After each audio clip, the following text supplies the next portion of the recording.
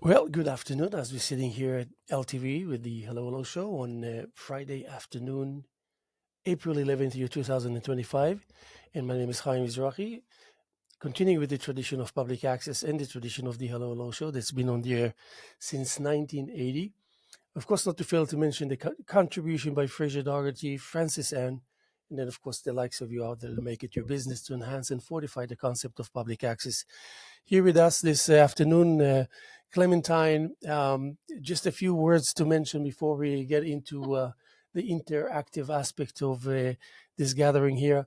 I don't know Clementine just as much as I don't know most of our guests that are coming, and we are hoping to get some degree of intimacy into the information of the soul of the artist, the spirit of the artist, and Clementine, I'm so happy that we made it possible that you're here with us this Thank afternoon. you. And I was thinking that yesterday I did a rehearsal of some sort, like I was here with myself, the whole concept of me, myself, and I. And I was kind of asking and answering, like as if there was an imaginary guest and stuff like that. And it was actually very intriguing, very satisfying, and all this. So I'm going to give you the mic for a minute or two if you want to give a summary of Clementine into so people can feel a certain idea about who is our guest today. Sure.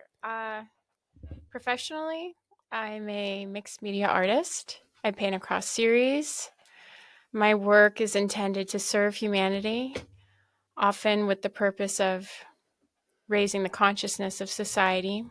I work across series, and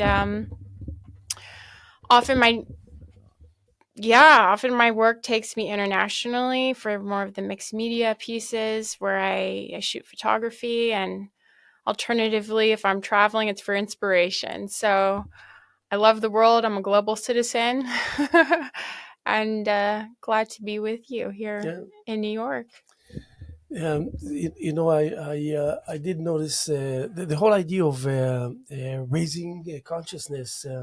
I really want to talk to you about that, and because I always thrive on the aspect of what kind of difference we make by literally entering the studio every day and making it our business to create. And I don't think that the crowd out there really get the full extent of what it really the level of conviction that we in the individual have by committing to a life of an artist that is actually influencing, making a difference. Share with us your reservations about this kind of effect that it takes vis-a-vis the direct result of your work. Reservations. Meaning, thoughts and Hmm. as far as how far it stretches out into the world and what specifically speaking of if you raise consciousness, what does it really mean on the surface? Right, right.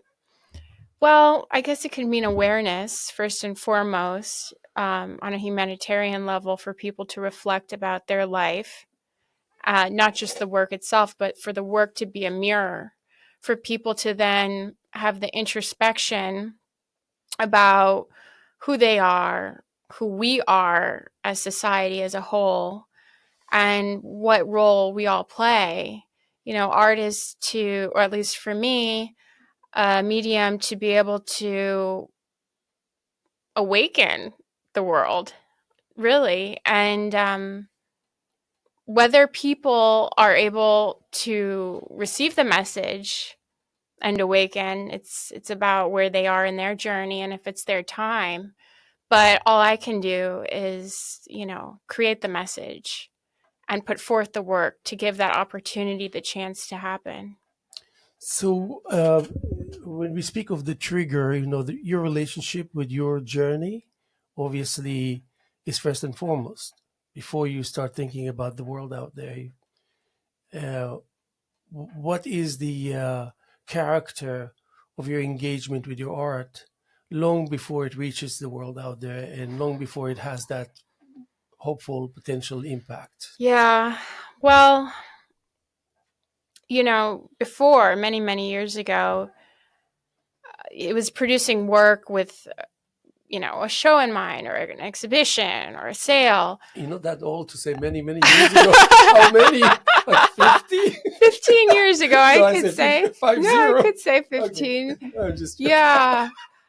And so now, though, and I'd say in more the halfway point of that in recent years, um, maybe about then, let's say 7 years prior, it was then about how can I be a channel with my work of God's grace, of something higher?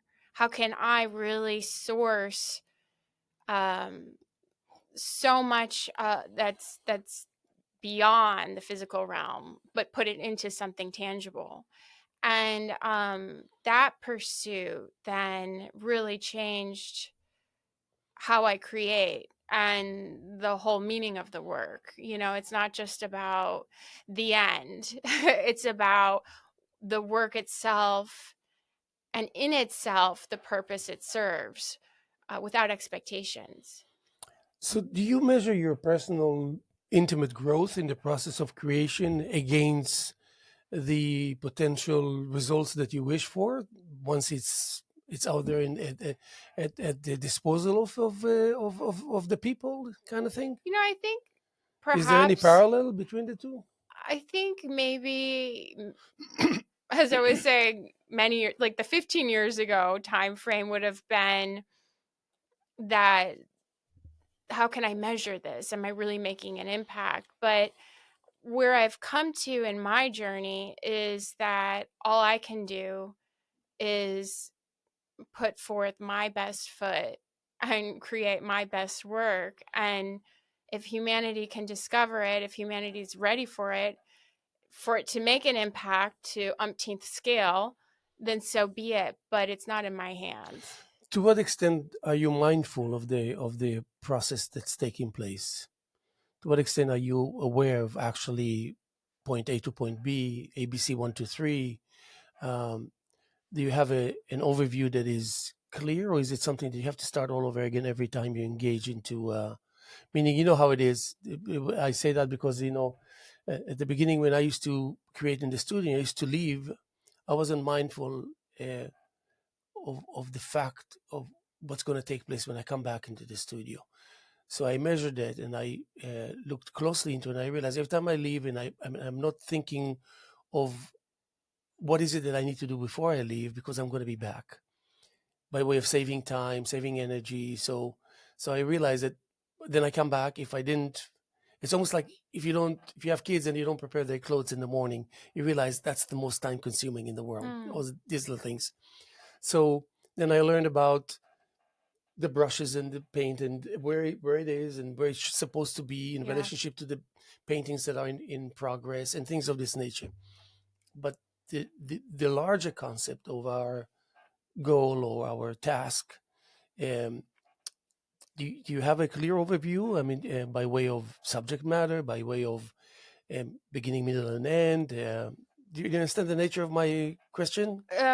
For the creative process, or for No, just the for the sake of message, for the sake of impact, for the sake of communication.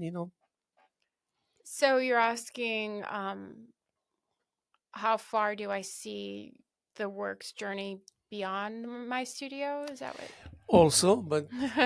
but more like, do you have an overview of what's taking place actually, that it helps you not to need to start all over again every time you engage? That you are able to actually pick up where you left off every time, whether it's interacting with people or whether it's painting your paintings in the studio. um, I suppose, yeah. I mean, no 2 days are alike for me, so I uh I guess I don't really even pick up where I left off in that regard, because it's sometimes a whole new energy that I bring. It's just like a form of speech, really, when I say that. Um, but okay, you know what? Why don't we go to? Yeah, I noticed that you engage with symbols Hmm. as much as I was able to gather. Uh, uh, Tell me about the significance of using symbols when it comes to art, creating art. Okay, well, for me in particular, or in general? What side As is? you wish to answer. So, I guess I can speak to my work in particular. Um, you're probably referencing the Selfless in a Selfie World series. And in that series, I juxtapose social media symbols, all these emblems that really convey this egocentric realm that is so prevalent among us every day in the palm of our hands. There's this interesting pervasive isolation that's happening, because it's all about how do we appear to the world, what story are we here to tell today, how do I look, um, but that original intention of social media to connect us was actually at this point a lost cause because of this isolationist factor. And what I do is I travel to off the grid parts of the world and I shoot photography for individuals, often on relief work missions, who are facing humanitarian challenges. They don't have phones and easy access, and it's they're in circumstances that are so far beyond ours in first world nations that it's ultimately about true human connection and what we were likely more inclined to have prior to the dawn of social media. And so I shoot this imagery and I render it onto canvas, and I thereafter layer what I call fine art filters, paint on the reverse side of plexiglass, and I capture essentially, I paint silhouettes that are these emblems of social media. And the idea is to peer through the filter and to look beyond the self at others in the world who need our attention and who honestly need awareness and who are actually living more in alignment of that selfless state that we should likely aspire to. Yeah, I have a feeling that you have to be apolitical in order to prevail in doing so. Is that correct? Apolitical. I guess you could say so. I'm not really into No, but politics. not that I think you are or you're not, but I think the task is enormous. Yeah. Even if you don't go to the needy parts of the world and out of whatever feelings and sensations you have, because I feel the same way without even moving an inch away from my studio. Mm-hmm. And so how do you resist the temptation to connect with your emotions when they overwhelm you? Hmm. When producing the work? Of course. And while producing the work. Right. Well, I do have to say that a lot of these trips can be gut wrenching or heart wrenching, even. And there's a massive period that I need to decompress and really process what I've seen. Just as, a photojournalist would probably in a war zone. You can't just, you know, turn out work. Sometimes you have to really digest everything that you've encountered and you've seen. And so I would say that processing a lot of that emotion comes through writing. That's another means for me to be able to make sense of all the encounters that I had amidst acquiring this material for my work. So are you capable at all of measuring your success in communicating with people and in telling people, I care for you, I do it out of this and that, and therefore that and this? That means, and I speak because personally, I mean, maybe I don't go as far as traveling the world and having that the impact vis-a-vis physically being present. Um, but I know that sometimes people come to my shows and I want to believe that they will react according to how I set it up for them to react the way I was Yeah, hoping to. sure. And they're not even aware that I'm actually supposedly indirectly tricking them into that kind of behavior or reaction. Hmm. Um, but I do not deprive them from the truth behind it or the answer of Right. if they try to understand. So, can you describe a little bit that kind of level of prevailing or the Sure. lack of? Sure. Yeah, well, I think it's my role as well as an artist to take these depictions that I'm rendering on canvas and do it in a way that, as just as I mentioned, I need to be able to digest all that I witnessed. How can I render the imagery in such a way where the viewer can really digest it? There's a fine line between gruesome and really making a point, but in a way that is aesthetically attuned. And so, I would say that yes, in doing so, I've had individuals cry seeing the work, being so moved. Others enthralled, thrilled, just so happy that something can serve such a purpose to, have society stop and realize priorities, to reassess such engrossment that really is almost self-defeating. All the youth these days, they're really missing out on so much true human connection that needs to exist, and the work is a reminder to connect in more genuine ways. And whether it's, yeah, I've had a whole scale of emotions with individuals receiving the work, and you know people are moved, and I'd say that it's a really, really satisfying feeling when your work can really touch someone in such a meaningful way. Yeah, and the whole idea of creating an impact.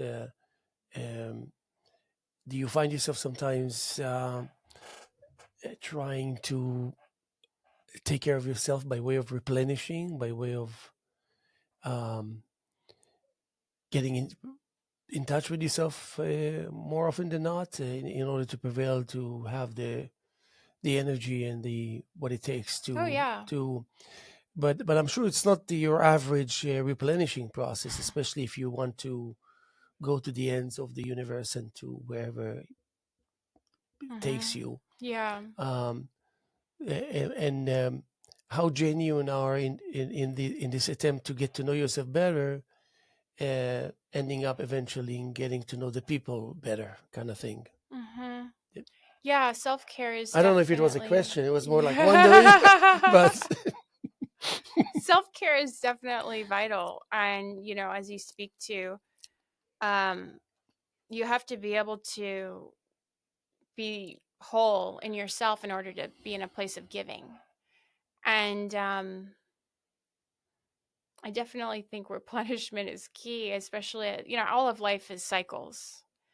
And sometimes energy is low, sometimes energy is high, sometimes you're producing a lot of work, sometimes you're just not in that high flow state.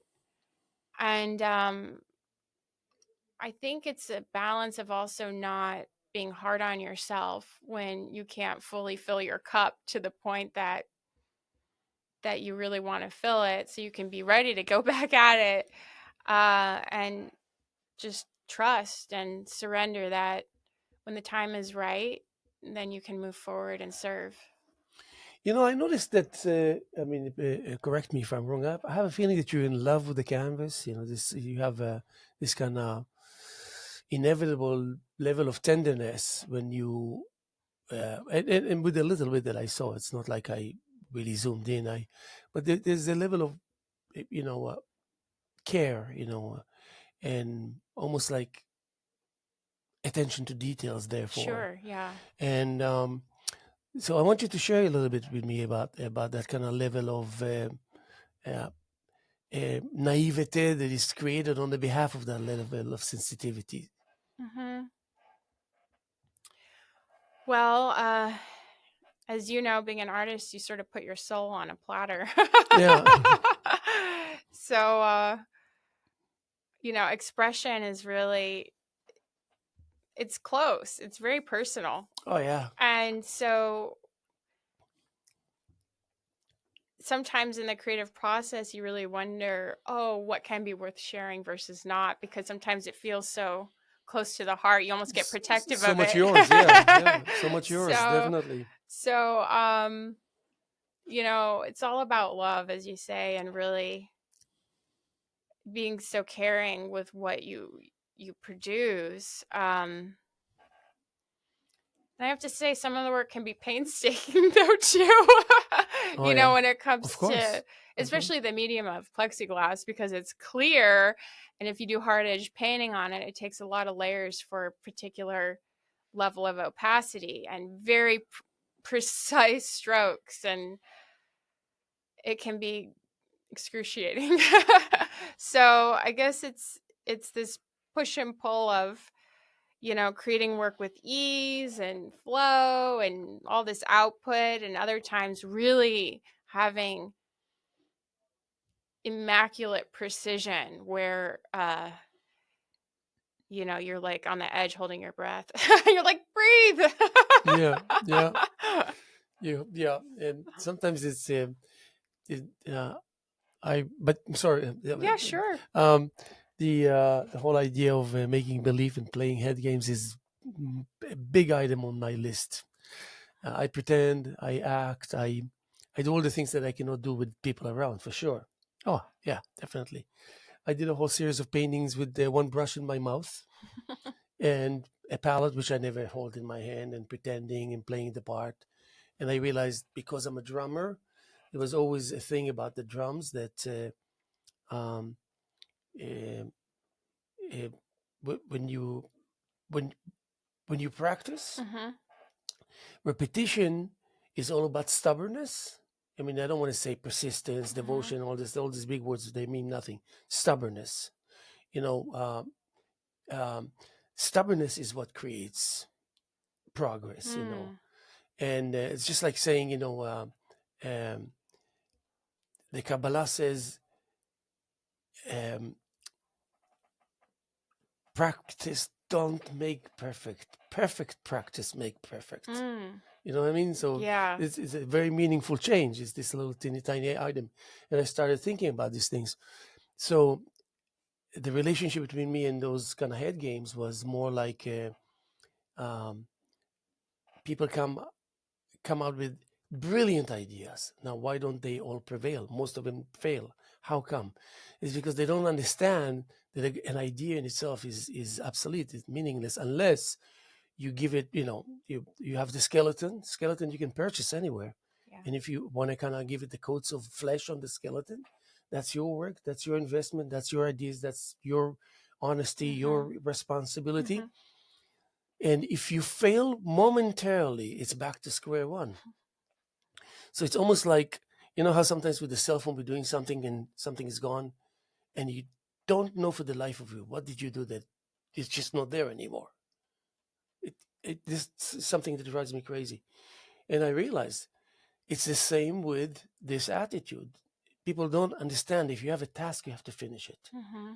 So that means when I started with drip and splatter, which really didn't belong to me because Jackson Pollock was way too big for me to think that I'm going to just introduce a continuation of what he did, which was viable and the right thing to do. Is just that when you're overwhelmed by society, sometimes you find yourself giving up. I remember I showed a series of drips and splatters called Fuck Pollock. Hmm. But I didn't use the word fuck because I disregarded the man Mm-hmm. or thought, it's more like, for God's sake, leave me alone. Let me be. You're dead. I'm alive. You can do nothing about it anymore. I can take it further. Mm-hmm. Correct? I Yeah. mean, it makes sense, correct? Yeah. Uh, but then people are just enjoying the opportunity to preach you that you're wrong long before they even understand what's taking place. So these head games came in order to replace the sense of insecurity, doubts, hesitations, and like you say, you hold your breath. You hold your breath for a reason, whether it's intentionally or not, because that's when you achieve the most amount of work in disproportion to the time that you spend. Mm-hmm. It's unbelievable. It's actually beauty at its utmost. You know, what's the word? Something. And so when you at the canvas and you feel that you're actually getting so close to it that you're almost touching it with your face, even is something that is uh, so connected with the technique itself that suddenly you realize you don't need to come up with the subject matter. That the technique itself and your attitude is creating the subject matter without any condition. It's a given. Mm-hmm. So just imagine how much time you can save just approaching the canvas without really supposedly knowing what you need to know in order as a condition to start Mm-hmm. to this, because you know that this is going to be created for you. So you just do your thing, introduce that kind of freestyle technique, and trust your experience, trust that level of conviction, and then it's a given. It's going Mm-hmm. to give birth over and over again. So these things are kind of I call it identifying the energy draining factors and eliminating them. Mm. I think I said too much. No, I'm listening all ears. So I see that about you. I see that you have an ability to send forth a, uh, a composition of who you are without knowing that you're doing it.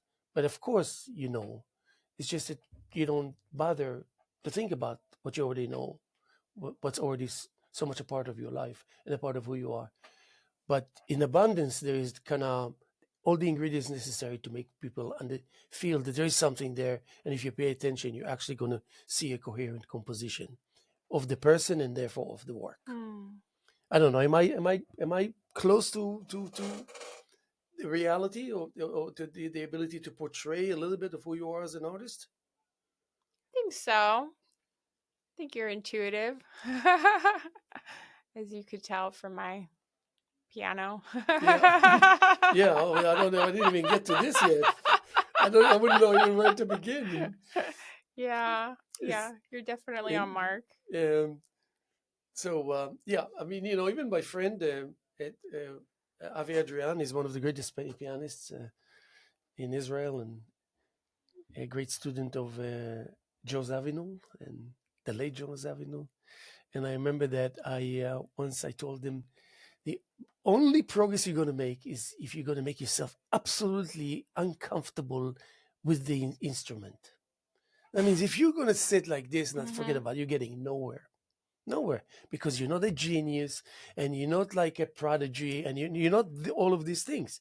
You're capable, you're talented.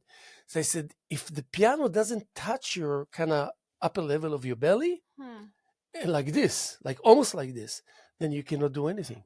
You cannot break through, because anyway, I'm not going to go into this. It's too lengthy and all this. But when you force yourself to execute your knowledge and your technique from an angle that is uh, going against all of the directions that you received as you were kind of getting advice from Right, the teachers and all this, traditional route. then Yeah. then if you manage to coexist with it, forget about being on top of it, just coexist with it, you will never believe the result. Never believe the result. And the background of your heritage and your whatever level of disciplines will always show instantly. Hmm. So I did that with a lot of musicians, telling them, take it easy. It's okay. The piano is here, or your instrument is here. Sometimes we need to examine the instrument, even though Yeah, we think we know it inside out. it's so true. Yeah. So that's why when you played, I thought the someone's trying to tune the piano. So it makes sense to me that you're in the right direction, because it was actually you playing and it wasn't just a performance. It was like, Exactly. oh, let me get this Yeah. technique down and Yeah. Yeah. play these measures over until I really hit the nail on the You head. playing a piano, not the piano. You know what I mean? It's like it, I don't know how to describe it, but Hmm. so you create that level of comfort and confidence, and the rest is history because you know enough about the with this theory, with its you know all of the rest. And but I wanted to ask you about the relationship between the two mediums, music and Hmm. painting. How does it? What form? What shape does it? I think they can inspire each other. There can be a synergy. Yeah. They're just different modes of expression. And, I think that no matter what artwork you look at visually, you could probably pair something musical to it, and maybe even vice versa. So, you speak about a tender relationship with the canvas. Well, that can translate into other modalities too. A tender relationship with the piano, with writing, all these other means to be able to be creative, and um, by all means, they're intertwined. Do you have a sample? Do you have a poem you want to read? Oh no, I wasn't prepared. Why I not? didn't bring any You don't have literature. anything in on your phone? No? Serious? I'm a little old fashioned. I actually write by hand. That's good. I do. I write everything by hand. I have many, many notebooks, stacks and stacks. Yeah, You don't know any poems by heart? that I've written. Yes. No, I don't. I don't, because I've never been prepared to perform them. So, so I assume that there's some degree of cross implementation between the mediums uh, above what inevitably is cliche that we can achieve as a zone of comfort where things are feeding on it. That means, for example, if uh, my first passion is writing because of my sister. She's a actually well known poet in back in the old country, and my father was also very creative with the written word. And then I kicked in because I was mocking her too much and think, yeah, you and your poetry and all this, and then I experimented because she challenged me, and then so it was always natural. And then music was, I think when we spoke, I told you about the fact that at age 18, I realized I cannot catch up with these monster people that put 12 to 14 hours a day Yeah, on the yeah, instrument. It was just no. yeah. But because I didn't want to give it up, I had to kind of create that reality where I can be an alternative player and still don't spend 10 hours a day, but still be considered as a drummer. So so sometimes I was wondering, how come I stand in front of a canvas and it's so difficult? Why should it be so difficult? Hmm. So then I have a drum set right next to me there. I go and I sit on the drum set and I solo for 3 or 4 minutes. And I have no problems creating a solo beginning, middle, and at any given time. Any given time, I can never fail. So when I do that, immediately I go back to the canvas Hmm. to continue from that, almost like deciphering the obstacle that I left behind. Hmm. And vice versa. When I have the relationship between the poetry and the musical instrument, the same. When I'm stuck and I say, why is it so difficult? Why do I have it in my head already pre-established almost. So I go to the painting or I go to the musical instrument, and immediately I go to the written page, and suddenly it's completing itself. Yeah. So do you think of course implementation and the effect of it and um, um, the use of that it's actually an availability as an extra tool for you Oh, it could be. to By grow all and break through. means. Sure. Sure. By all means. And Yeah, they all feed upon each other. Yeah, just as you're speaking to. Um, Sounds like you're playing drums in your studio. Oh yeah, I have the drums, of course, and a blackboard Oh, to write poetry. okay, it's Yeah. all Oh there. yeah, of course, Yeah. it's got to be there. Yeah.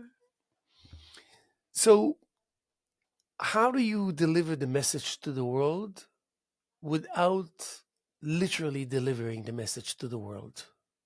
Mhm. So figuratively, I guess. Um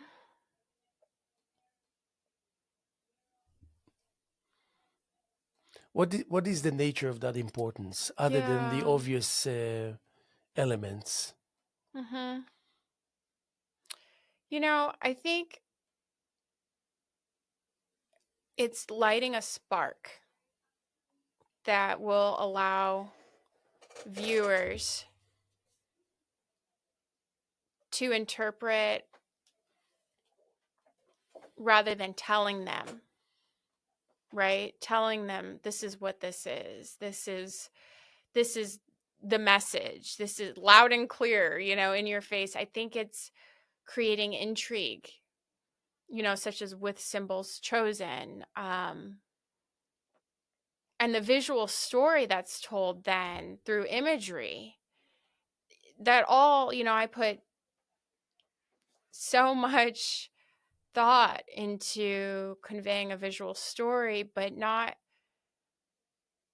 dictating it, allowing the viewer to have a path of intrigue and really read into it up to a level that they're willing to engage and make meaning. So it's almost like they're, in more ways than one, completing your work Sure. and Yeah. elevating it. Right. It's because it's how it's received and how the message then carries forward, and then it's all a ripple effect. So do you take notice as you show your work, and when you go back to your studio, Hmm. you use it as as a source to implement further? I don't think it changes, I don't think reactions change my my process. I think my own critical mind can refine my process. But I take great joy though in seeing how people receive it, and what it, as I mentioned, what it sparks in them, and what they get from it. Sometimes someone will have a connection that didn't even dawn on me. That was then a surprise to me.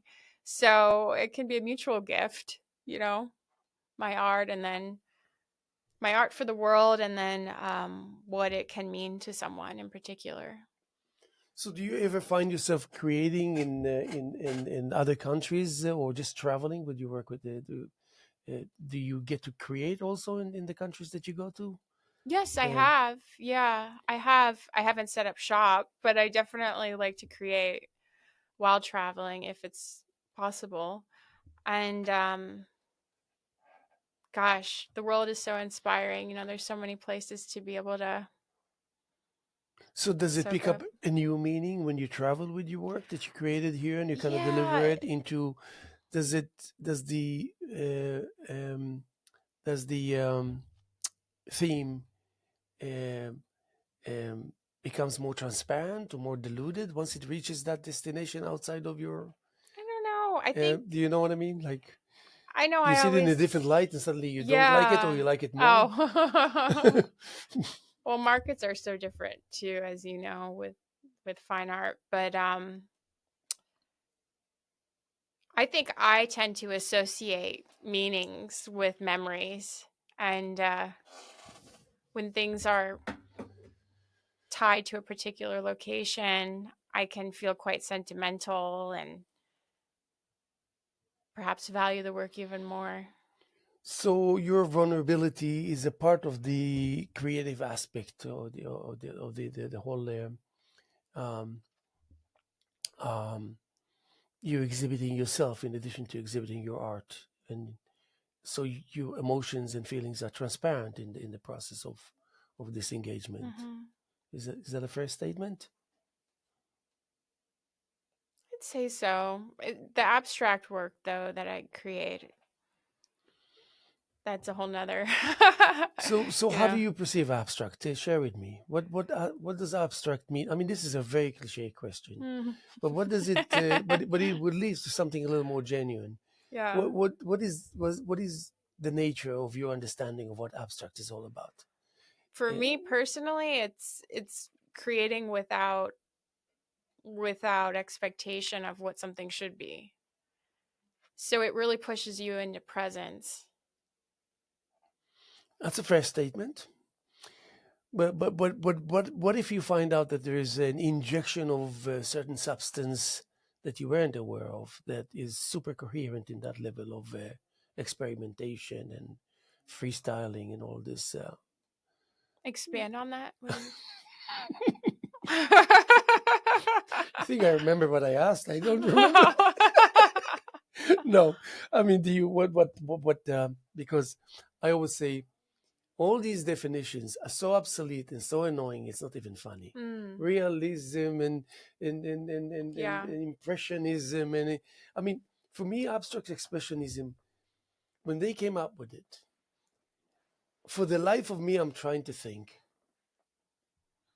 why do they need this obvious statement? sure, the terminology. Yeah. Abstract expressionism. What's the miracle here? I cannot understand that. It's like mankind's need to label. Correct, but this is just over the top. Yeah. Impressionism. What about impressionism? What are you trying to tell me? You're trying to tell me something that is completely clear, and you take away so much of its magic by stating Mm-hmm. impressionism, modernism. What are you trying to tell me by Mm-hmm. that? That what? That it's got to be kind of more lightweight, more Mm-hmm. like fluffy, more kind of lemonish and Yeah. citrusy, Yeah. citrusy. I mean, I don't understand that. Mm-hmm. Well, why am I saying that in this way? Is because all the students that go through the establishments are put in cage due to that.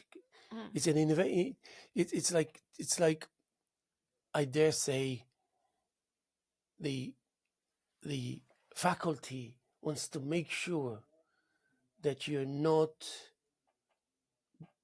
I don't know if I should say that, but that Then but say it. no that they That's a don't cue. want you to prevail. They don't want you to Mm. no. They want you to prevail, but not to the extent of your ability, which is whoa. Well, yeah, it can be limiting when suddenly you But have to. that can be limiting, but also Mhm. it's intentional. You see, okay, let's just think about the, by the way, for that sake, about the educational establishment that Mhm. has, 40,000 people Yeah. apply and only 270 are accepted or whatever. Nobody thinks about those who are not accepted.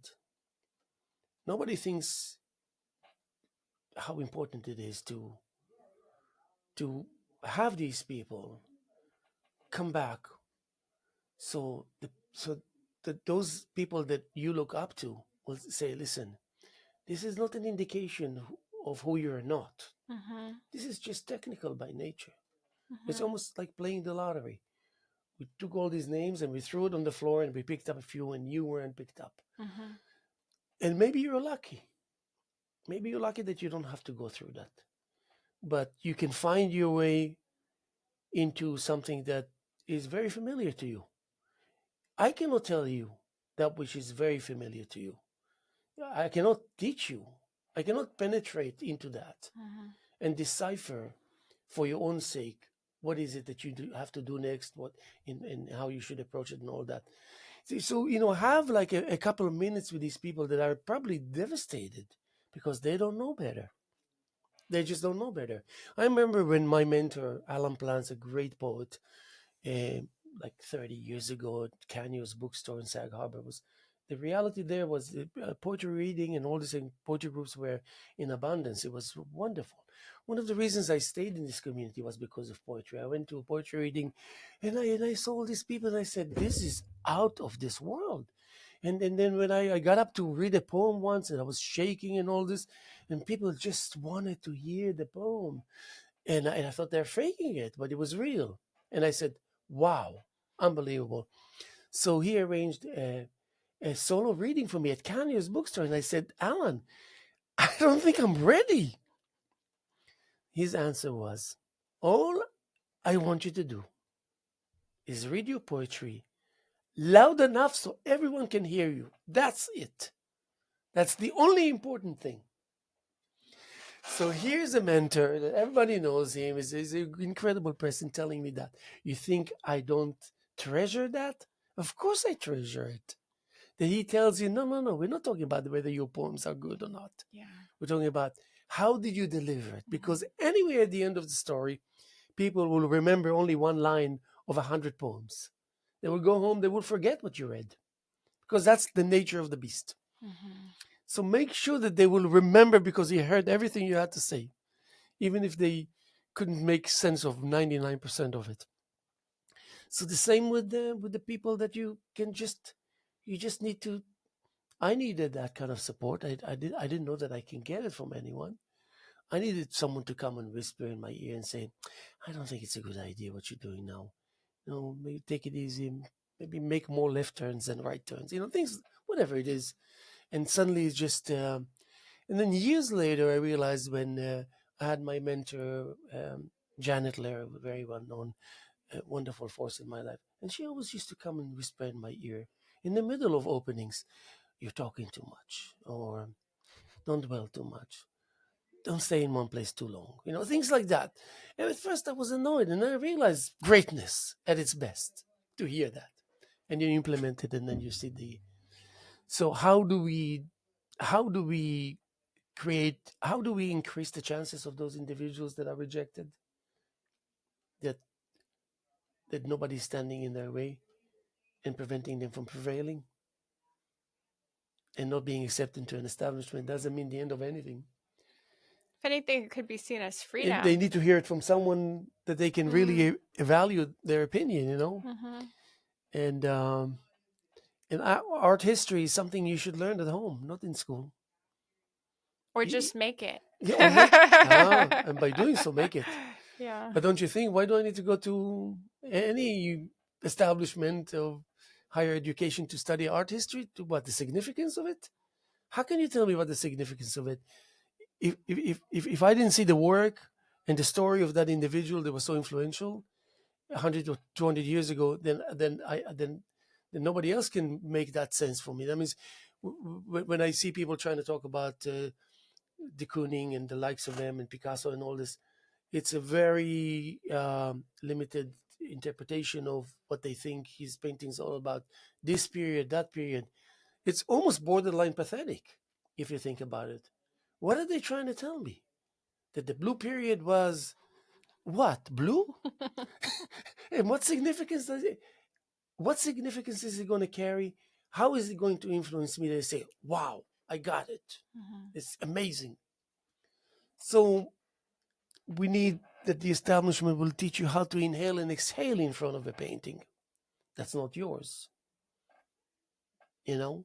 And only God knows what it is that you're going to come up with, but it's all yours. Yeah. So they're afraid because they're going to lose the role that they acquired. That kind of, I'm here, I'm going to tell you how things are done kind of thing. Mm-hmm. Mm-hmm. So if you separate your music from your art, what do you get? What can you tell about each one of them if they're not connected with one another? Are you going to come up with two different stories, or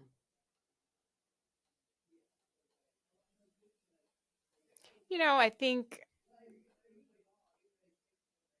I think when you have music and that gift to be able to build upon, it can add color to your work. And I don't know, maybe my work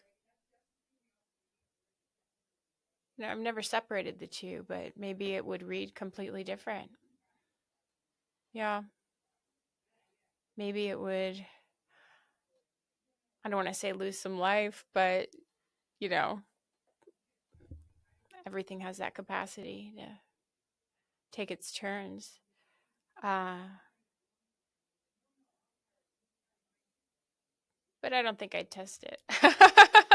But Yeah. also, there's a challenge because melody and harmony is all about realness. You don't get that painting really unless you're really outside yourself completely. You don't get harmony, you'd say? No, no, you do, but the realness of it. Hmm. If you with the piano, if you touch the key, you hear the Oh, the music. real time. Yeah. I don't say reality, I say realness because it's just the key itself. Right. Versus with the painting, you can make sure And it reads how the finished piece is what you want to and depict. Yeah. with the painting, it's like you do the chord, and a week later you hear the chord. Yeah. You know what I mean? Exactly. Yeah. It's a snapshot in Yeah, like time. so. And this is the harmony I'm making. Yes, Done. exactly. Versus there's a chance that I might. So if you one out Yeah. of a million, you can hear it without hearing it. It's Hmm. like, of course, it's like a chess player, like a grandmaster, Hmm. that he can play with 60 people blindfolded and whatever, things like that. Okay, the deep blue kind of thing. So how do yeah? So of course, if you separate it, then you lose. Well, I shouldn't say you lose. You don't uh, have the luxury of having that immediacy, like whatever, Hmm. Hmm. whatever it is that's you think is doing with it legibly or coherently or not. It Hmm. doesn't matter. Music is music. No one can say, wait, what are you doing? It's all mixed up here. What? Hmm. Um, uh, so I want to go back to intentional and the intention. So that means if you all the great musicians will tell you, if you ask them how did you do it, they will all say, I willed it that way. I will. I willed it that way. That means Oh. by will, Hmm. not by action, that I became better. I didn't practice. I willed it that way. That means I told myself that I'm going to be better just by telling Hmm. myself. And because I'm a good drummer or pianist already, it was easy to become better. Um, and you cannot second guess them because they're so great anyway. What are you going to tell them? You don't know what you're Yeah. talking about. Yeah. So the same but with painting, there's an unbearable barrier that doesn't really just go away only because we ask it to go away and to leave us alone. Hmm. Are you familiar with that a little bit? With that kind of obstacle or whatever you want to call it by way of keeping a distance? I think I lost you there. Yeah. Be honest. So the nature of working with plexiglass, Uh-huh. the reflection, Uh-huh. okay, Oh yeah. That's hard to the nature photograph. of accumulating layers Mm-hmm. is changing when you work with plexiglass. Mm-hmm. Tell me about that. Well, the medium itself, when I first started, was like a lot of pieces, and originally welded it myself. Um, I compared this layer that I call, as I mentioned, the filter, because I was essentially looking into how I could reverse engineer the concept of the social media, the Instagram filter, into a fine art form, into something tangible. And so the plexiglass art filters are completely interchangeable on top of canvases. I work in consistent sizing. And, you know, as you lift one off and put it on another painting on canvas, you see things that you may not have before. You're essentially co-creating with me, if you will, just as you do in the palm of your hand with your Instagram. And I wanted to originally use plexiglass as a medium because I like the idea of being able to peer through, of blocking various visual elements with paint, and um, the layering effect of what you could see through to was really appealing to me. And um, eventually I learned that to create a almost graphic effect with the work, I would need to paint on the reverse side, but stay true to traditional skill, not print it but paint it. And yeah, eventually the So work. it's causing you to lose finality. That means you actually keeping it open.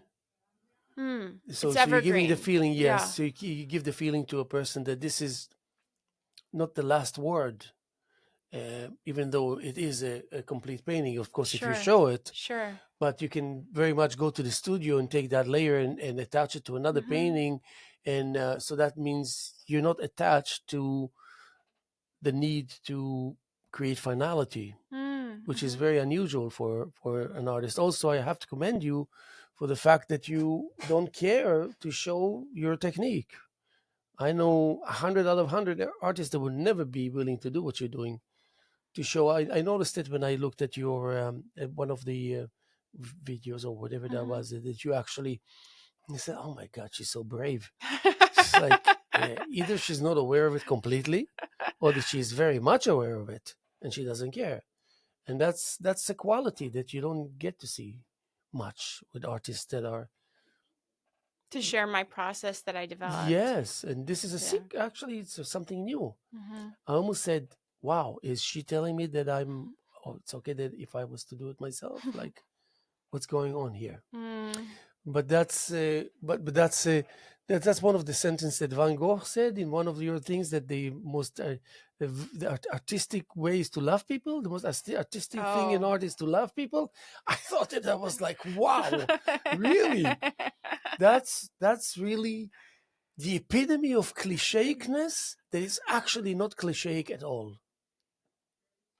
Yeah. Now, take that if you're an artist, a true artist, and you can play a musical composition on the behalf of this statement. You can write a storytelling poetry on the behalf of this statement, and you can definitely create a painting on the basis of this Mhm. whatever aphorism, proverb, Yeah. whatever you want to call it.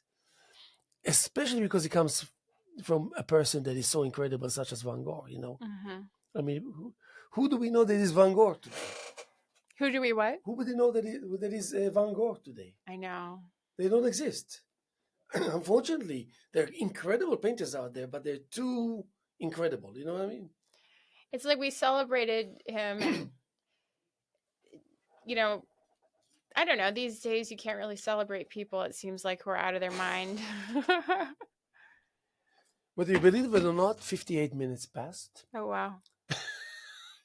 Can't. Um, Clementine, thank you so much Thank for you. being here. I I wish you could come again before you leave town, Sure. and I will surprise you that I can have another 1 hour with you talking about completely different things than what we just talked. And I wish you luck, Thank you. and Likewise. I don't take for granted your genuine desires and feelings, um, and your ability to cope with those desires, and on the behalf of that create the way you do. Thank So you. I want to thank you personally, and LTV wants to thank you personally. And God bless you, and we'll see you sooner than later. And I just wanted to conclude to say we're going to be here tomorrow, as much as we were here yesterday, and as much as we here this wonderful afternoon of Friday, April 11th, year 2025, here with the Hello Hello Show. And my name is Haim Mizrahi. Thank you very much to my guest Clementine. How about I give you the last word? Be brave. Thank you.